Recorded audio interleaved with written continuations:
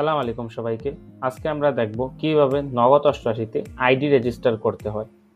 ID register করার জন্য সর্বপ্রথম ইউজার নেমটা বসাবো। দেখেন আমি ইউজার নেম শাকিল আহমদ 5 বসিয়েছিলাম। সেখানে দেখাচ্ছে শাকিল আহমদ 5টা আগেই কেউ ব্যবহার করে নিছে, তো আমি 5 বদলে 7 বসিয়ে দিব। হয়ে গেছে। এখন আমি পাসওয়ার্ড একটা দিয়ে দিব। পাসওয়ার্ডটা 6টার থেকে ভিতরে 14 ওয়ার্ডসের ভিতরে থাকতে হয়, তো আমি 6টার থেকে 14টার ভিতরে বসিয়ে দিলাম। কন্টিনিউ করলাম। ফোন নাম্বার দেওয়ার কথা বলছে, আমার ফোন নাম্বারটা বসিয়ে দিব যেটা দিয়ে আমি নগদ অষ্টআশি খুলতে চাই। ইমেল অ্যাড্রেসটা দিয়ে দিব, যদি আমার কোনো ইমেল অ্যাড্রেস থাকে তাহলে সেটা দরকারই না, যদি আমি চাই তাহলে আমি দিতে পারি।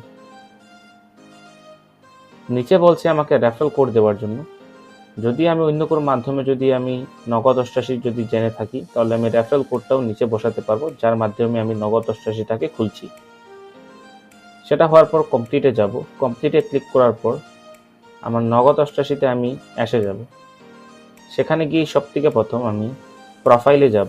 প্রোফাইলে আসার পর সবথেকে নিচে গিয়ে এখানে আছে পার্সোনাল ইনফরমেশন। সেখানে গিয়ে দেখতে পারবেন আমার ভেরিফাই ওটিপিতে ক্লিক করে একটা ভেরিফিকেশন কোড বলছে বসানোর জন্য 5744, সেটা বসিয়ে দিলাম। সেটা প্রত্যেকবার চেঞ্জ হতে থাকে। তারপর রিকোয়েস্ট করব একটা ওটিপি, যে নাম্বারে নগদ অষ্টআশি খুলছি সেই নাম্বারে একটা ওটিপি আসবে। ওটিপিটা বসিয়ে দিব, তারপর সাবমিট করে দিব। তারপর আমার আইডি রেজিস্ট্রেশন কমপ্লিট হয়ে গেল। ধন্যবাদ।